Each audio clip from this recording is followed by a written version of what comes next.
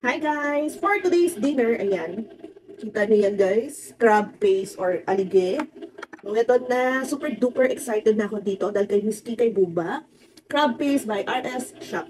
So, matitikman na natin to. Ininit ko to guys ha. Para syempre mainit-init kasi galing siya sa ref. Dahil nung binuksan ko to, sabi ko nga sa inyo, wala akong panlasa. So, tikman ko muna as is. Ayan guys, so, merong mga buo-buo. Yung buo-buong itlog ng alimango. Oo, crab, ganun. Hindi ng animasad guys ha. Ayan o, legit. So, tikman natin siya. Kain.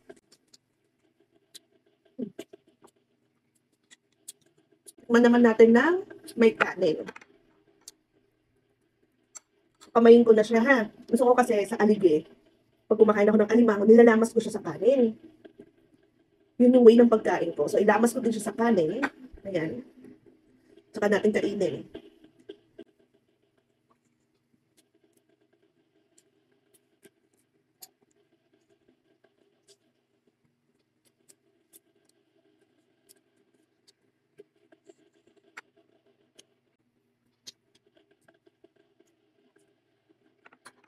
Lagyan naman natin ng kalamansi.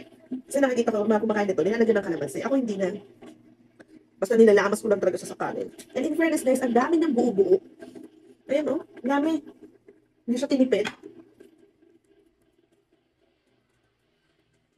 Naingit na kayo, lalaway din kayo.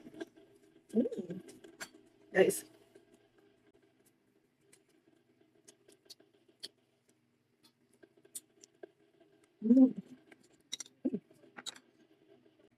Hindi na maiwasan may kasama siyang Hindi shell ah.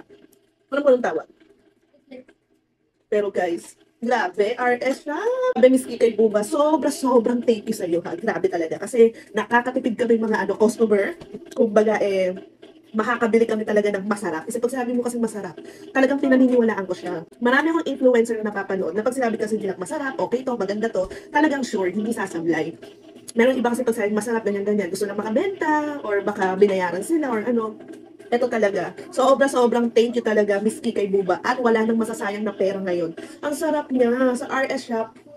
Ang sarap niya. Sana magpatuloy kayo na na laging ganito, na masarap yung food nyo, walang pagbabago, or mas maging better pa, pero masarap na siya. Kasi iba, pag sumikat na, nag-boom na yung negosyo, minsan napapabayaan na yung quality. Kasi marami nang bumibili, di ba? Tapos yung pagluluto nila, or napapabayaan na. So yung dating masarap, kung saan sila nakilala, nawawala. So, yun yung wag yung hahayaan na masira. Tuloy-tuloy lang, mas mag-improve yun dapat. Kaysa yung pag tumagal na, dahil sikat na nga kayo, marami na kayong kinikita, ibabagsak yung quality. Sayang naman, kasi hindi lahat ng mga nagbi-business ng pagkain or kahit na talagang matutuwa yung buyer. Ito talaga sulit, masarap. Puro nga talaga siya guys, walang halo. Pasensya na kung medyo mahaba yung vlog natin. Kasi talagang food tasting po ito. Ako mahilig din po ako kumain. Sobrang hilig ko kumain. Pangalawang beses pala ako nag-try ng crab paste. Kasi yung una kong na-try, nadala po talaga ako.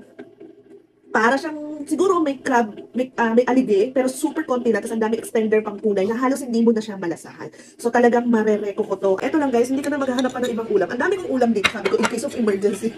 Ayan, may tilapia, meron pang ginisang gulay. Sabi ko, in case of emergency, hindi ko siya magustuhan. May backup akong pagkain. Pero eto pa lang, hindi ko na kailangan magdagdag pa ng ng pagkain. Ang sarap niya. Walang OA guys. Walang OA. Bash nyo ako kapag hindi masarap. Kain tayo.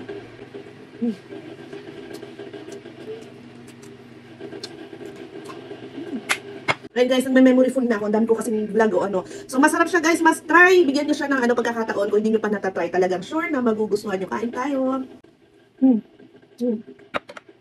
Kung isang buong pamilya kayo, yung isang bote, Diyos mio, ubos na ubos talaga. Purong-puro. Sobrang ang sarap.